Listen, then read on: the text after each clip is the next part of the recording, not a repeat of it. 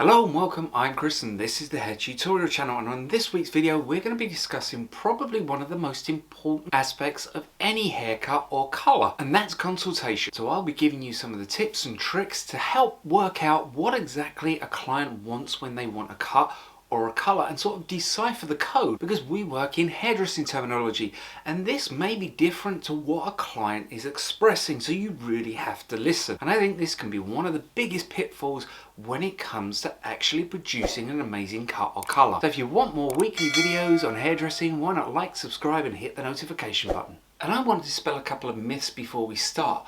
I really don't think it matters whether you're 16 or 60. I don't think there is such a thing as a hairstyle that suits an age. I think it comes down to that personality. I've worked in the fashion industry and I've seen 60-year-olds rocking some haircuts that a 16-year-old wouldn't feel confident wearing. So when clients sit in the seat and they think that they have to have their hair cut short or they have to go for a certain colour because they've hit a certain age, I don't think this is true. And this is where consultation is so important, because getting across to a client and finding the root of what is actually their motivation behind having a new cut or having a new colour. So the first one is very basic, and it comes to actually meeting and greeting your client. Whether they're new or whether they're an existing client, you have to introduce yourself. If you know them, maybe ask how they're doing and just make them feel welcome and comfortable. Now when you take them over to the seat, it's quite traditional to see a stylist standing behind the chair talking to the client in the mirror, and it's also quite common to see the gown already put on the client. Now these are two things that personally I don't like actually doing, and I'm going to tell you why. The first thing comes to the gown. You're sort of cutting them off. They become a floating head. You can't see what they're wearing. Now yes, they may have just come from work and this is their work attire, but you will be able to sort of see what they're dressed like. You'll also see their body language, whereas if you cover that up, you're going to lose some of their body language when you're talking to them. And this again is a key point. Are they folding their arms? Are they being very expressive? You want to be able to see this to try and gauge whether they're excited, whether they're nervous. And when it comes to standing behind them, again, I don't like doing this. Try to come round to the side of them, and if possible, if you have a stool, bring the stool beside them and sit beside them so that you're actually at the same level as them. This is going to relax the client, it's going to make it feel much more intimate, and it's going to make them really think you're listening to what they're saying. And I even do this with regular clients. They may just have booked in for a cut or a trim, but I am still going to take the time to sit with them and just sort of probe a little bit that they were happy the last time, that there weren't any issues, and don't just presume that they're going to have exactly what they had last time just because they've had it for the last 2 or 3 occasions. Now sitting down and taking 10 or even 15 minutes here, whether it's with a cut or a colour, can actually save you a massive amount of time when it comes to later on. I remember starting hairdressing and I think this was one of the hardest things I struggled with, not listening. Now it is much easier these days because of Instagram and Facebook and lots of online pictures.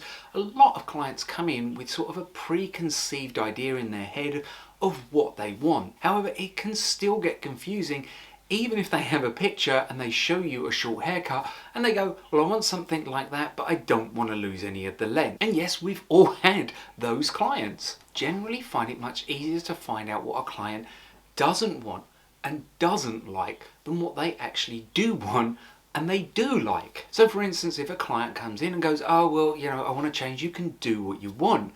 Turning around and going, oh, so I can chop it all off, and they'll instantly go, no, I want the length kept. Asking them as well about previous haircuts or previous colours. So when in the past you've had a previous cut or colour, what didn't you like about it? And you receive such answers as there was too much layering around the front, they put a fringe in me, it was too short, I couldn't tie it up, there wasn't enough texture. So you can begin to build a picture by finding out what they don't want and leave you with the options of what actually you are able to do. And again, there are key words that we use within hairdressing that clients also use that tend to mean different things. So for instance, texturizing. To me, texturizing is cutting some texture into the hair to give it some volume and to give it some texture and movement.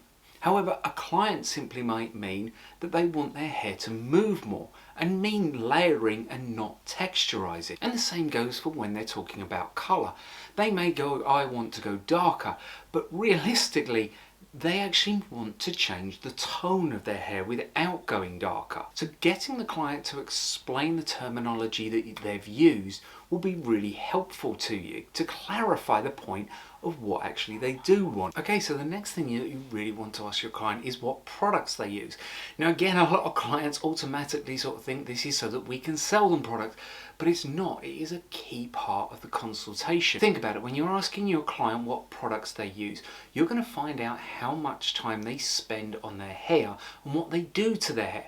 Also, the products are going to tell you what sort of hold and finish the client likes. So let's say a client says that they use mousse. This probably indicates that they either like some curl or that they like some volume. If they tell you that they use a shine or a straightening balm, again, this is going to tell you that they like it smooth and sleek, which again is going to help you. Now, it may not fit the style that you've been discussing, and you may be getting mixed signals. So you're going to want to clarify this.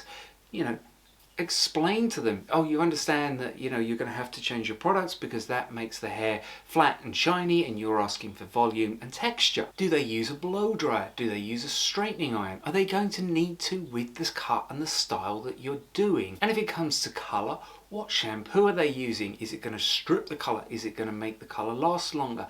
How often are they doing this to their hair? If it's a high maintenance colour and they're going to have a contrasting regrowth, so let's say they're a very dark colour and they're going very blonde, everybody knows you're going to want to use a blonding shampoo, but you're also going to have to sort of explain, look, you are very dark naturally. Your root is going to come through and it's going to show very quickly. It's a more high maintenance colour. Will that suit your life? And this follows on to why we're not putting a gown over them. Because yes, they may sat there in their business attire or they may be sat there in their gym sweats. But you need to find out what aspects of their life and whether they're able to incorporate the cut or the colour into this life. Do they have a very corporate job? However, that may not necessarily mean that they want a corporate haircut. On the weekends, they might go absolutely wild. And I've had this happen to me. A woman very smartly dressed who worked in a bank, was a manager of a bank, but she actually had the sides undercut. When she wore her hair down in a bob, it covered the undercut. But at the weekend, she could style it and she could make it look more to fit her personality. And this may go for colour too. You may be able to hide panels of colour within somebody's hair that they can reveal it when it comes to the weekend or a night out, but in a more business situation, it can be disguised or hidden. We all make assumptions. Your client will assume things automatically about you. And again, what has never made sense to me is how a lot of clients will jump to these conclusions when they walk into a salon. So for instance, from the time they go into the door of the salon to get to the reception, if they've never been there, the chances are they're scanning the salon. They're looking around the stylist within the salon, checking out that your clothes, how you carry yourself and your hair.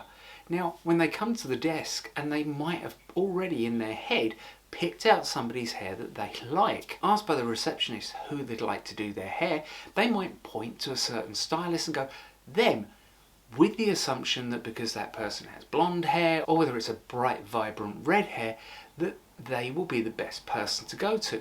But that's not true, is it? I mean, what they really should be asking is, I love that stylist's hair, who did that stylist's hair? That's the question that they should be asking, but they don't. They make assumptions. And this leads me to another point. There are so many courses I've done, especially on short haircuts, where everybody that has turned up on the course has long hair. When I ask them why they're on the course, they go, oh, I don't do a lot of short hair.